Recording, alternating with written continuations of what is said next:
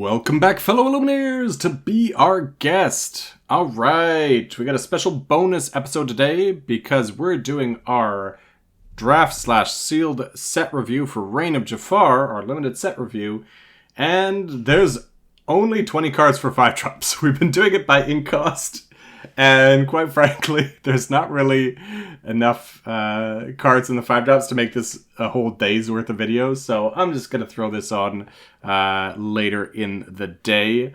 I'll probably balance it out since it's the night before, so I don't know what I'm doing yet, but I'll probably do the 4-drop video a little earlier in the day and this one a little later in the day. So, surprise bonus review video today for you all. So let's get into it. We're doing our review here so that you can win your pre-release event, whether it's sealed, whether it's draft.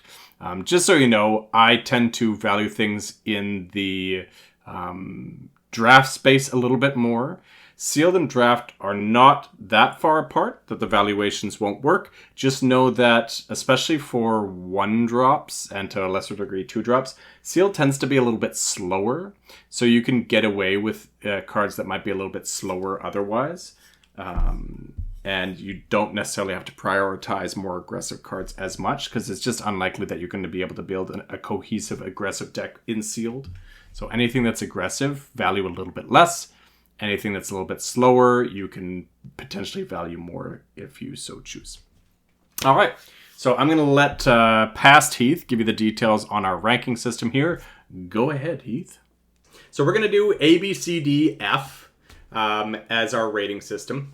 A is first pickable and happy to first pick it. This is a bomb or just really effective card. There are commons that are absolutely within this territory. But ultimately, it's something that you're just like, you open your pack, you look at it, and you're like, yeah, this is the one for me. Love this one. Happy to have it, right? That's an A. B is, I'll first pick it, but I'm not going to be absolutely thrilled about it. But I'm definitely very happy to pick this up and have this in my deck. I will always play this card, and I'm going to kind of be picking it in the first half of the pack. C's are your, like, journeyman staples of your deck. You're almost always going to play these cards unless you've drafted so well that your deck's just crammed full of A's and B's. So you're always going to play these cards, or almost always. But you're not exactly thrilled to be taking them. You're just like, okay, these are cards that are going to fill out my deck, right? These are the cards that you want kind of in the middle to last half of the pack, and they're solid. D is, ideally, I'd like to not have this in my deck. I will play this, but I'd like to not have this in my deck if I can help it, and I'm certainly not wasting any early picks on it. These are cards that you are going to be picking up because it's the only cards left in the last third of the pack, right? Ideally, these should all be inkable. If they're that bad, you should not be taking an uninkable card that's that quality, right? And then F is don't play it. And usually that's because they're uninkable and they're like D quality and uninkable. But it could also, there could be some inkable cards that I rate as S just because they're so bad. And in that case, obviously, if they're inkable and you need ink, you're going to play them in your deck because you're only eliminating 8 cards that you drafted. So if you have, 8 uninkables that are Fs, you're going to play an F that's inkable, of course, right? But you should try never to have this anywhere near your deck, and you should only be using it as ink if I've got an inkable F in there. And we're back. Thanks, Heath. That was really eloquently put. I really appreciate your hard work on that. All right, let's dive right into it. We're starting with Darling Deer, 5-cost inkable, 4/4, 1 lore. When you play this character, chosen character gets +2 lore this turn. So, it necessitates having another character in play, but quite frankly, it's not going to be that hard to, or really at all, to have at least one other character in play. So this gets you 2 instant lore. We talked on the last time with Jacques about 2 instant lore being powerful. His had some hoops to jump through. This has have another character in play. And for that, Jacques was a 4-cost 3/4, and this is a 5-cost 4/4 with less hoops. So for me, that's kind of an even trade-off. So you should really be kind of rating them just about the same, which is kind of in that C plus B minus territory. it's going to be very strong. I just realized I didn't reorganize these like I normally do, so I'm going to be fishing for these as I record this, but that's fine. Oop, not there. It is definitely not a B, or definitely not an A, but definitely in that C plus B minus territory. She's one that might toggle between, depending on what the rest of the cards play out as. Next one is the Colonel. We've got the Colonel here, 5 cost, Inkable, 3/6/1 lore. While you have 3 or more puppy characters in play, this character gets +2 strength and +2 lore. You're not going to have 3 or more puppy characters in play. So this is just a 5 cost 3/6, which we've already established. 4 cost 3/6 is solid, 5 cost is not. So this is a D. Magicka Dispel, uninkable, 3/3/2 lore evasive. When you play this character, you may return another chosen character of yours to your hand to draw a card. Okay, so let's ignore that second part for a second. Just value out the uninkable, 5 cost, 3/3/2 lore evasive. So that's obviously 1 cost worse than Go-Go. So at that level, we've got to dinker. So does Go-Go was, a B plus? Does the ability outweigh the 1 additional cost? And I would argue that yes, it does. I've got to pay 1 more, but it's a may. So this is where I can make the best of the situation. If I don't have another character that I want to return, or I don't desperately need to draw a card and the tempo would be bad for me, I don't have to. But if I've got a character that either, is a 4/4 with 3 damage on it, or a character with a enters play ability that I want to replay, or some other reason why I would benefit from returning a character in addition to drawing the card, then she's fantastic, which will probably be somewhere in the middle ground.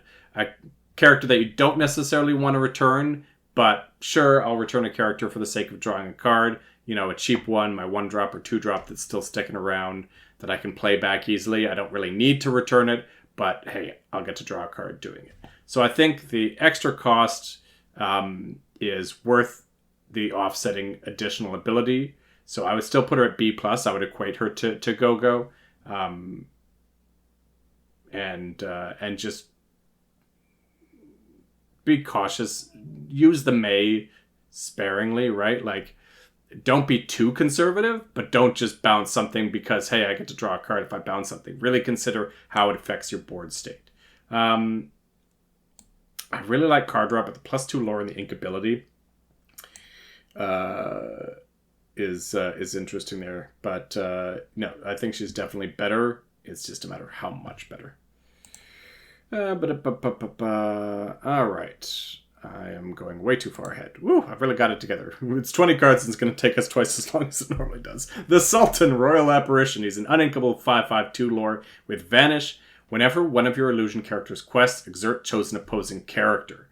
Like that. So, Vanish on a character this valuable is risky, right? Vanish on a 1-drop. No one's going to waste a card on a 1-drop. But they'll spend a card on this to remove it. So the Vanish becomes relevant. But if you remember in the last set, I didn't love, but I really liked, we had the Eminem that was a 6 cost 4/5/2 lore with this ability. And it was just the ability for her. In theory, if you have other illusion characters, you can use it on multiple times. But let's realistically assume that the only illusion character out is going to be the Sultan. So the fact that you get to pay 1 less than Madame Mim. No, she was inkable, so that matters. Get 1 more strength for this ability, and you're just risking the chosen action. There's not many actions played. I don't know how many of you played Limited with these illusions, how many times your illusion character actually got banished because of an action. Probably not that often. So it's going to happen. I'm not saying it won't happen. It will happen, but probably not enough to offset the fact that he's quite good. I think I've got him in the B territory, somewhere in there. I think in here I'm happy with. All right, Jafar. He's an uninkable 4/4/3 lore. Whenever this character quests, you may draw a card, then choose and discard a card. If an illusion character is discarded this way, you may play that character for free. Again, chances are you're not going to be able to trigger that second ability. Not saying never, but there's not that many illusion characters. one of them's rare, one of them's bad, two of them are so-so. So as a result, you're probably not drafting illusions that highly, or having that many in your deck. So really, you've got to consider him he's a 4/4/3 lore that loots, right? You get to draw a card and discard a card. I think at that, he's probably in the like C+ territory, because he's still a 4/4/3 lore that lets you dig a little bit deeper, draw a card, discard your worst card. So I like that. The fact that he's a 5-cost uninkable, I'm not thrilled with. But again, you're going to get to 5 ink naturally. It's 6-cost and above where uninkable is really problematic. Why the higher cost uninkables are more problematic than the low cost is they get stuck in your hand longer. A 1 or 2 drop uninkable you can at least play, even if it's not your ideal play. Jafar, you just don't have a choice to do anything until you can play him. But still, you're going to get to 5 ink. And when you do, it's a pretty solid body to have out there. So I'm happy with Jafar at C+. Camilo Madrigal. Inkable 4/4/2 lore. When this character is banished in a challenge, return this card to your hand. This has been an ability that's been around a lot. I still think I like this ability more on a challenging character than on a quester. Anytime I've played with a questing character with this ability, I find it, or play against it, I find it mildly annoying, but I'm not that worried about it. Anytime I play against a card that's going to challenge really efficiently, it becomes very problematic. So the best iteration of this for me was in Ursula's. We had a 3-cost uninkable 4/2 eel. I can't remember which one it was. 3-cost uninkable 4/2 that would return when it was banished. Such an efficient challenger, and really hard to deal with. It just ate your board. So I really liked that. That was probably my favorite. My least favorite was probably the 1/2/2 lore for 3.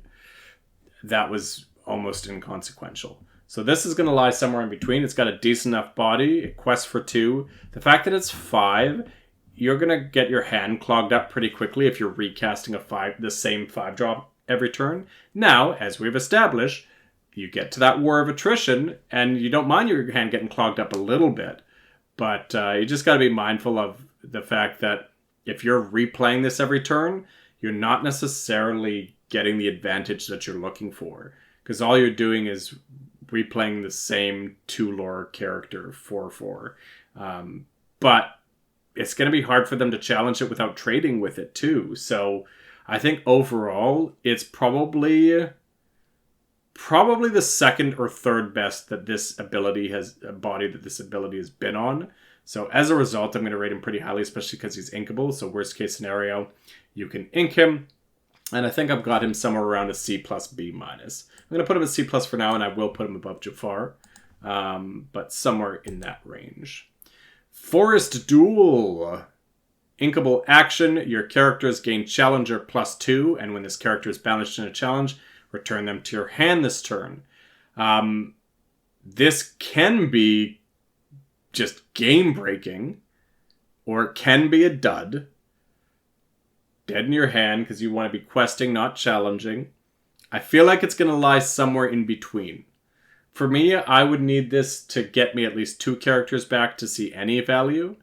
And really, it's at 3 that it becomes just busted. And I just don't know that there's going to be enough situations where my opponent's going to have 3 characters exerted. I'm going to have 3 characters that the Challenger +2 does enough to clear the board. And my opponent's not already ahead because they've probably been the quester at that point. I don't know. I think Forest Duel is one I'm going to have to play with more to really get a sense of it. I've got it at C+ right now because I feel like that's kind of hedging my bets. I can tell that it can be very good, but I don't know how good or if it's going to be a bit of a trap card. So I'm going to put it in C+, and I'm not really fussed about exactly where. For me, I always tend to err on the side of, unless it's a hard removal, I tend to err on the side of characters first. Jafar is uninkable, though, so I think I will put it above Jafar. Rapunzel. Here's one that there's no question about. Inkable, 2/5, 2 lore, evasive. Whenever this character quests, chosen opposing character can't quest during their next turn. I mentioned the race earlier. You're going to be already racing really well with a 5 willpower, 2 lore evasive. and then you're locking down your opponent's best quester from questing. Oh, man.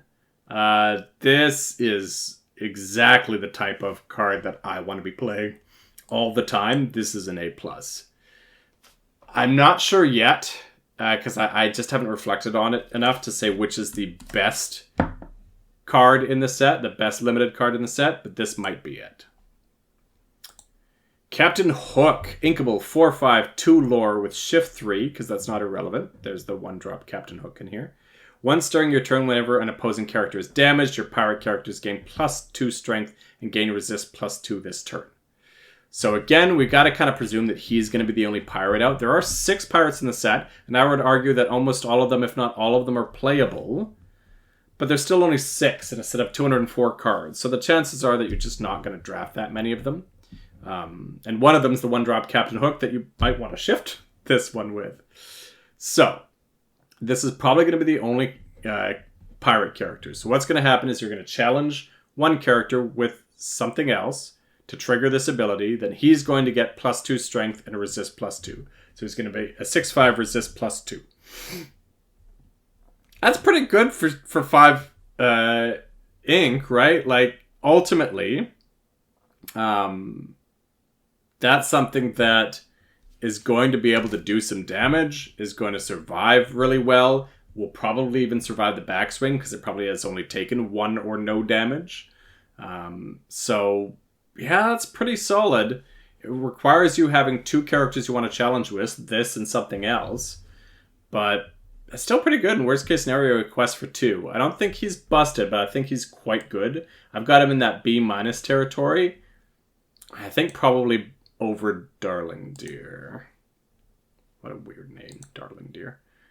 Lafayette. Okay. I was wondering last in the 4-drops who Lafayette was. So I know now it's not Lady and the Tramp because he wasn't in that.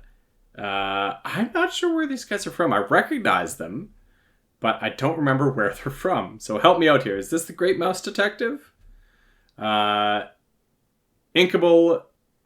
7/4, 1 lore, vanilla. I don't know why I'm spending so much time on it. Again, once we're above 3 or 4 strength, I would much rather willpower than strength. There's not really much or anything other than Minnie Mouse that this is dealing with particularly effectively. So give me a 5-cost 4/7 any day over a 7/4. This is a D for me. A C- D, somewhere in that range. I think D because there's so much. This set's quite balanced. This isn't a bomb-heavy set, but this is a strong B- to kind of C set. So there's a lot of cards that are going to be more playable than this. So I wouldn't worry too much about this. All right. Next we have Lilo. Inkable 4/4, 2 lore. During your turn, if you play 3 or more actions this turn, that is never going to happen. When you play this character, already chosen character, they can't quest. That's quite effective. You remember Alice in the last one? I was saying, oh, it was a damaged character. If it was any character, it'd be so much better. She was a 4-cost 2/4, 2 lore. We spend 1 more ink, we get 2 more strength, and we get the certainty of any character can be readied. It can't quest, so it's for challenging purposes. But still a really useful ability to either challenge with again, or to protect, right? To protect the character from being challenged back if it's like a really good quester or something, right? If somehow you've got a bolt in play that hasn't been banished, you can quest for 4 and then ready it with this and then just protect it. Brilliant. So this one for me is B territory. It's not super broken or overpowered or anything, but it is B. So I would put it probably under Magicka, but above the rest. Okay, Lumiere. Inkable 4/3, 2 lore. Shift 3. You shouldn't be playing the other Lumiere, so that's irrelevant. Evasive. Whenever one of your items is banished, this character gets +1 lore. That's not going to happen. But it is a 5-cost 4/3, 2 lore evasive. That's very good. That's exactly where we want to be. I'd rather it was a 3/4, but I'm not going to complain. That's very good. Unfortunately, it does get banished by the 4-cost 3/4, but whatever, you're losing 1 inks worth of value, and you've gotten to quest for 2, and that's worst case scenario. So, no, really like Lumiere. I've got him as an A-. Anytime you've got a 2 lore quester that's going to survive quite a while as an evasive, it's going to help you win the games quite often. You could rank it at a B+ as well, but I think A- is quite good because it's inkable as well, right? Okay. Next, we've got Wasabi, inkable, 3/5, 2 lore support. Support can be powerful in Limited, but the fact that it's an underwhelming body means you kind of get it once and then probably lose it. It's fine. I'd probably... I was going to say I'd probably rather a 4-cost 3/3, 2 lore support, but maybe not. I think it's probably better than the 3/3, 2 lore support because you want support, something that's going to last longer. So 2 extra willpower for 1 cost, I think, is a fair trade-off. For me, I've still got it under these 3, but I would rate it as a kind of a high mid-C. Geppetto, inkable, 4/4, 2 lore. Whenever this character quests, you may choose and discard any number of item cards.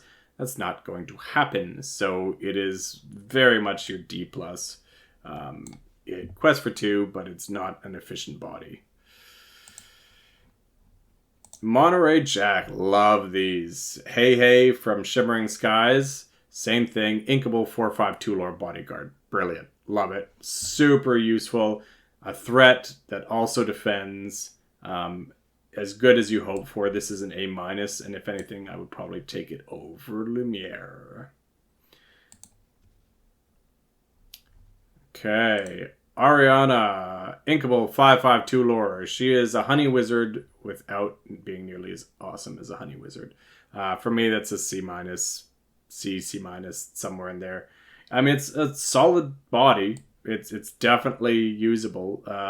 But yeah, I just don't think it's good enough. Well, maybe I've got it above Wasabi. It's just somewhere in there.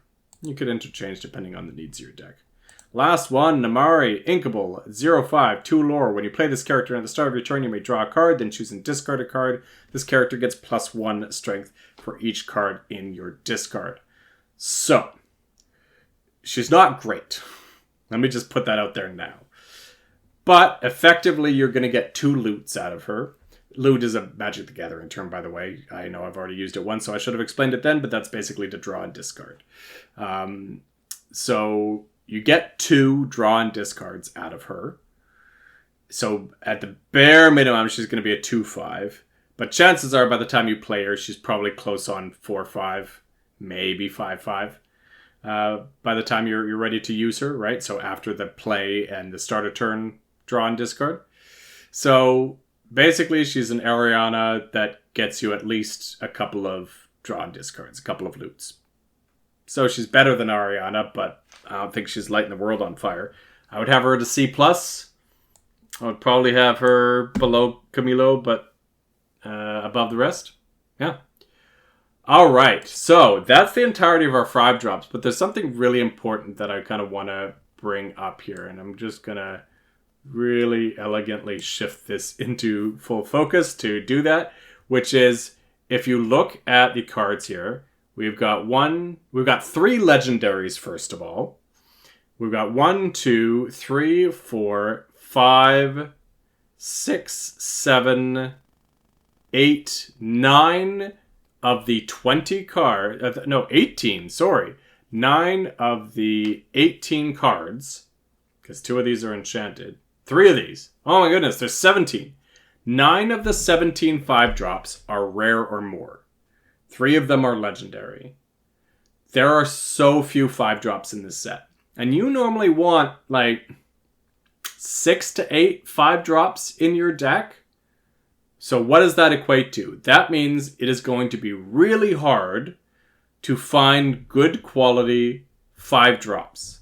If anyone saw the last few videos, there's a huge disparity between how you have to value 5-drops and how you have to value your 3 and 4 drops. More 4-drops. The 4-drops were pretty stacked. The 3-drops were low on top-end quality, but there was at least a lot of them, right? So you want to have a decent curve. You want to have 4 to 6 1-drops. You want to have kind of 6 to 8 2-drops, 8 to 10, maybe even more 3-drops, similar 4-drops, coming back down on 5-drops, again 6 to 8, and then maybe 3 or 4 6 plus. To have a really effective curve where you can probably, with good certainty, go 1 into 2 into 3 into 4 into 5, right? Beyond that, there's less certainty, but it's really great when you can go 1 drop into 2 drop into 3 into 4 into 5. To be able to get that 5th drop, you need to have a decent amount in your deck. Again, kind of in that 6 to 8 range. 5 to 7 maybe. With so few common and uncommons, especially so few common and uncommons that are playable. Because 2 of our Ds here... Oh no, only one of them. Only Lafayette is common. So 2 are rare, so that's fine. But then we got 1, 2, 3, 4 of the Cs that are common or uncommon. In the A's and B's, we've just got 2. 2 that are common or uncommon. Monterey Jack and Darling Deer. Right? Nope, Magic of Dispellers as well. 3. 3 A's and B's that are commons or uncommons. So I can't stress this enough. Really make sure you're valuing your 5-drops accordingly. I've given you the values relative to the other 5-drops. But if we were to kind of mix the whole set and do one big tier list, you would have to bump the 5-drops probably up at least a third point, at least from a C to a C plus, C plus to B minus, and so on, to value them properly so that you end up with a decent amount of 5-drops. This is where Lafayette may need to bump up to the C because at least he's playable, right? So it's funny. I would be more likely to play Lafayette than Geppetto, but Geppetto I value more as a D because it quests for 2. But I kind of want to ink both. Anyways, I'm going to leave it there for now because I want this to be a short video, but just it's really important to kind of run the red flag up that there's a dangerously low amount of 5-drops in the set. All right, thank you all for watching. I hope you enjoyed this quick video, and we'll see you tomorrow for our last set review of the 6+ drops. I'm going to try and get a quick hit set review as well out for you all, just so you know that the top hits, something that you can maybe refresh on before your Friday draft. But at the very least, we'll get the 6+ out for you tomorrow. Take care. See you next time. Bye-bye.